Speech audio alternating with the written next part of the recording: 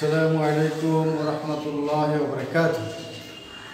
Alhamdulillahi rabbil alamin wal aqibatu lil muttaqin wassalatu wassalamu ala sayyidina Muhammad ibn Abdullah wa ala alihi wa sahbihi wa man tabi'ahum bi ihsan ila yaumiddin. Amma ba'd. Bismillahirrahmanirrahim. أيها الطلبة العزيزة من مرحلة الكامل للسنة الأولى، أرجو أنكم بخير وبطيب بسلامة الله والعافية في بيوتكم. المادة اليوم سنن أبي داود، الموضوع من كتاب الطهارة، معناها وأهميتها. প্রিয় শিক্ষার্থী, কামেল প্রথম পর্বের ছাত্রছাত্রীবৃন্দ, তোমাদের উদ্দেশ্যে এখন সুনান আবি দাউদের দ্বিতীয় দর্স পেশ হচ্ছে। তোমরা গত ক্লাসে ইমাম আবু দাউদের জীবনী এবং ইমাম আবু দাউদের কিতাবের বৈশিষ্ট্যাবলী সম্পর্কে অবগত লাভ করেছিলে।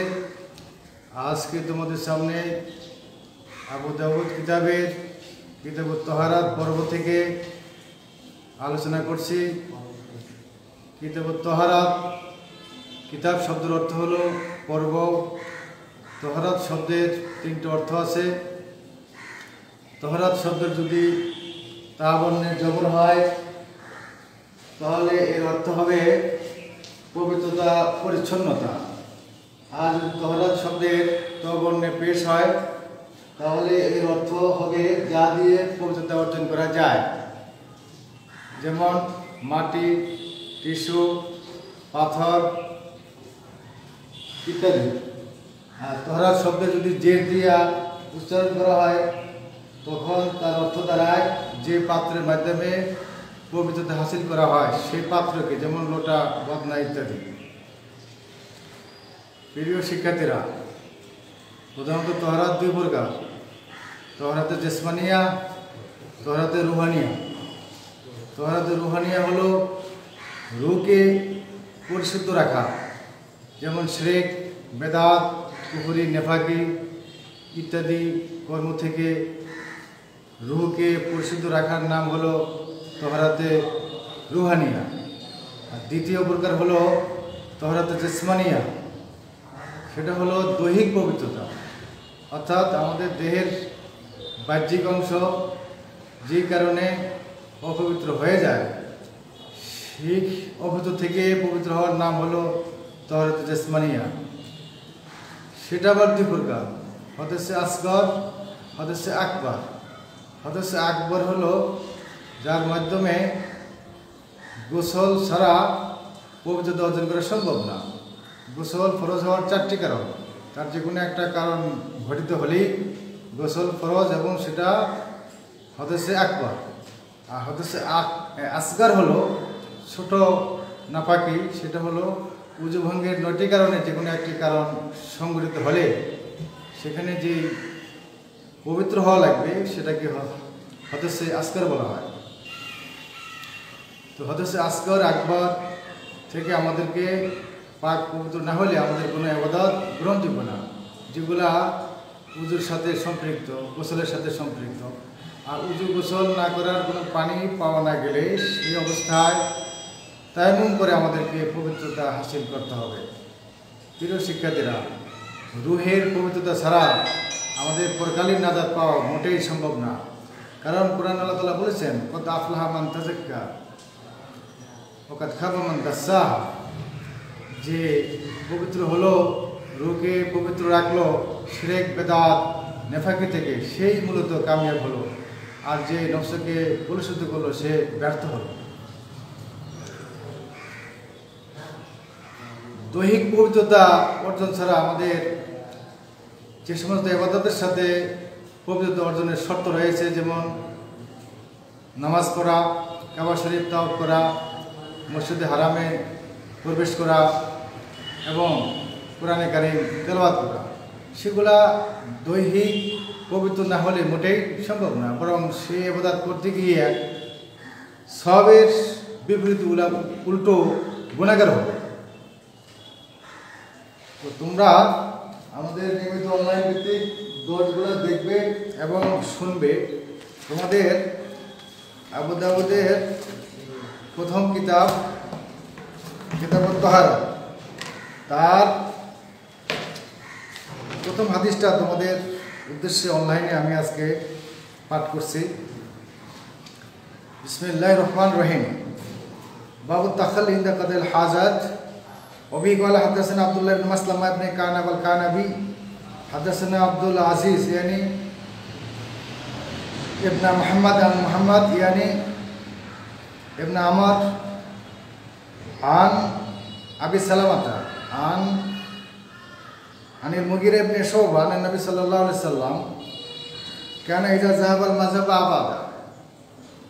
প্রিয় শিক্ষার্থীরা, তোমরা আমাদের কামেল প্রথম পর্বের প্রথম পত্র সুনানে আবু দাউদ কিতাবের প্রথম পর্ব থেকে আমি আলোচনা করছি।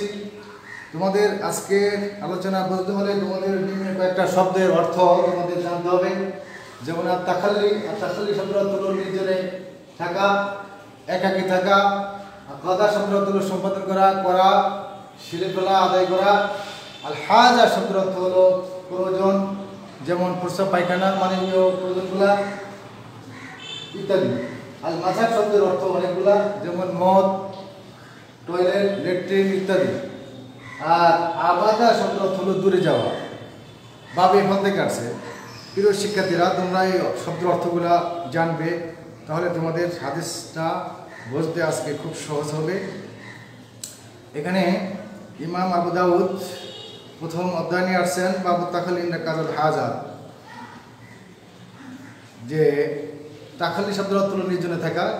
বাবু তাখাল্লি নির্জনে থাকার বাব অর্থাৎ ইনদার সময় কাজাইল হাজাত। কাজা মানে হলো সেরে ফেলা, সম্পাদন করা। হাজাত মানে হলো এখানে প্রস্রাব পায়খানা সারার সময় নির্জনে থাকার অধ্যায়। এখানে হাদিসটা আমাদেরকে বলেন ইমাম আবু দাউদ বলেন, আমাদেরকে হাদিসটা বলেন আব্দুল্লাহ ইবনে মাসলামা বিন কানাব আল কানাবি।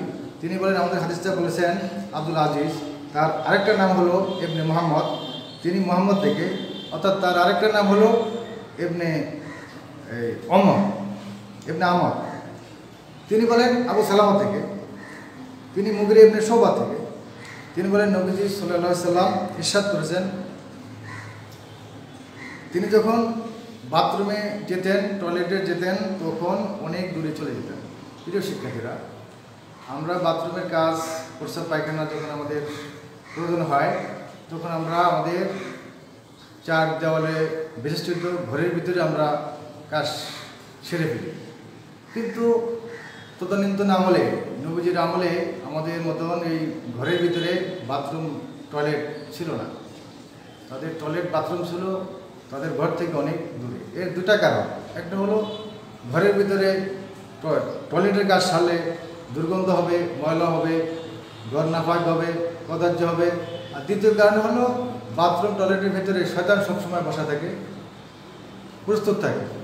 সেই শয়তান থেকে মুক্ত থাকার জন্য এবং ওই কদার্য নাপাকি দুর্গন্ধ থেকে বাঁচার জন্য নবীজি বাথরুম ঘরের ভিতরে কখনো করেন নাই। কিন্তু আমরা করেছি বিভিন্ন কারণে। রাত্রেবেলা ভয় পাওয়া, মহিলারা বাথরুম বাইরে করা ঝুঁকি, বিভিন্ন কারণে আমরা হয়তো ওই বাইরের কাজ না সেরে আমরা বাথরুমে ঘরের ভিতরে কাজ সারি। কিন্তু নবীজি এটা বাইরে করতেন, এবং নবীজি বাথরুম করতেন পাহাড়কে আড়াল করে, টিলাকে আড়াল করে, টিলা সামনে রেখে তারপরে করতেন। আর সে আমলে মহিলারা সাধারণত দিনের বেলায় বাথরুমের কাজ না সেরে রাত্রিবেলায় করতেন, যাতে করে লজ্জা থেকে পরিত্রাণ পাওয়া যায়, বাঁচা যায়। সে কারণে নবীজি যখন বাথরুমের কাজ সারতেন, তখন লোকালয় থেকে অনেক দূরে চলে যেতেন। এখানে ব্যাখ্যা হলো তিনি পাহাড়কে বা টিলাকে সামনে রেখে যেতেন। প্রিয় শিক্ষার্থীরা, বাথরুমে যাওয়ার জন্য আমাদেরকে 3টা বা 2টা বেতর সংখ্যায় ঢিলা বা পাথর বা টিস্যু খণ্ড আমাদেরকে নিয়ে দিতে হবে, সাথে পানি। তাহলে আমাদের পাক পবিত্রতা কোনো বিঘ্ন ঘটবে না। আর বাথরুমে গিয়ে আমরা কেবলাকে মুখ এবং পিঠ দেব না। নবীজি বলেছেন নাহা রাসূলুল্লাহ সাল্লাল্লাহু আলাইহি ওয়াসাল্লাম আন নাস্তাকবিল কিবলাত ওয়া মুস্তাদবিরিহা।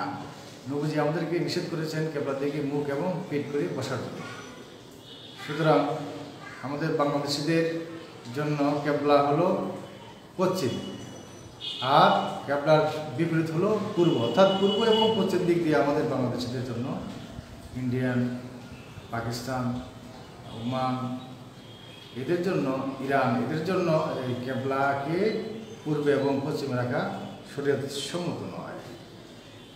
আর দ্বিতীয় কথা হলো বাথরুম যখন আমরা যাব তখন আমাদের ডিলাগুলো বেজর সংখ্যায় আমরা ব্যবহার করব এবং সাথে সাথে পানি ব্যবহার করব। মদিনা থাকা অবস্থায় নবীজি শুধু ঢিলা পাথর দিয়ে নবীজির বাথরুমে কাজ সারতেন, কিন্তু মদিনা আসার পরে নবীজি এবং সাহাবারা ঢিলাগুলো অর্থাৎ পাথর ব্যবহারের সাথে সাথে তারা পানি ব্যবহার করেছেন। তাদের পানি ব্যবহার করার কারণে আল্লাহ তাদেরকে খুশি হইয়া কিছু আয়াত অবতীর্ণ করেছে।